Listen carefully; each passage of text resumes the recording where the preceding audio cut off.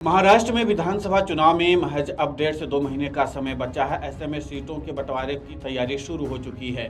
सूत्रों के मुताबिक सीट शेयरिंग फॉर्मूले को लेकर शरद पवार और उद्धव ठाकरे के बीच सहमति बन गई है और उस फॉर्मूले पर कांग्रेस की स्थिति क्या है अभी तक साफ नहीं हो पाया है।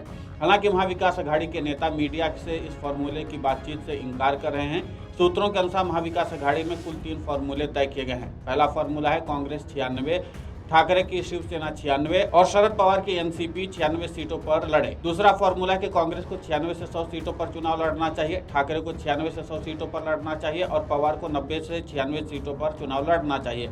तीसरे फॉर्मूले के तहत कांग्रेस और ठाकरे को 100 सीटों और पवार को 88 सीटों पर चुनाव लड़ना चाहिए।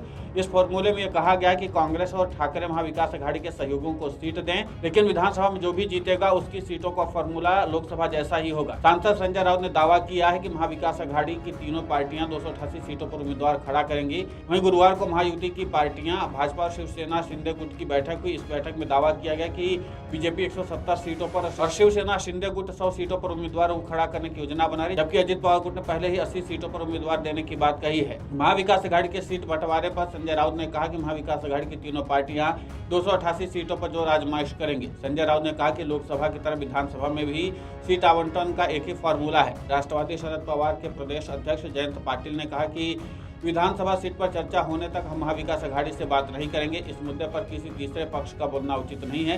शिवसेना प्रवक्ता संजय शिरसाट ने कहा कि संजय राउत कभी भी लोगों से नहीं मिलते हैं और कभी मैदान में नहीं जाते। वे 288 सीटों में से 290 सीटें जीत सकते हैं, उनका कोई भरोसा नहीं है। एक बार की कांग्रेस की सीटें बढ़ेंगी।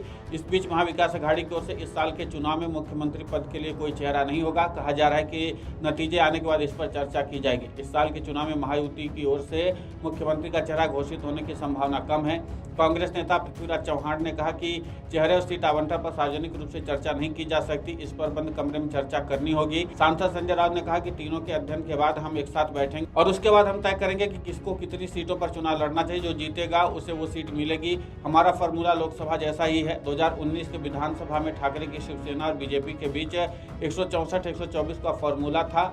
बीजेपी ने 164 सीटों पर जबकि शिवसेना ने 124 सीटों पर चुनाव लड़ा था। बीजेपी के 164 सीटों में से 12 सीटें गठबंधन के सहयोगियों को दी गई। गठबंधन में कांग्रेस और एनसीपी 125 के फॉर्मूले पर लड़े। शेष 38 सीटें प्रमुख सहयोगियों को दी गई। इस बीच महाविकास अघाड़ी ने इस फॉर्मूले पर बैठक कर लोकसभा की तरह विधानसभा के लिए भी मोर्चा बनाने की दिशा में आगे कदम बढ़ाया है। पदाधिकारियों ने शिकायत की कि लोकसभा की कई सीटों पर उम्मीदवारों के देर से नामांकन करने से महागठबंधन को नुकसान हुआ है। इसलिए संभावना की जल्दी विधानसभा महागठबंधन का फॉर्मूला सामने आ जाएगा। Video desk amarujala.com।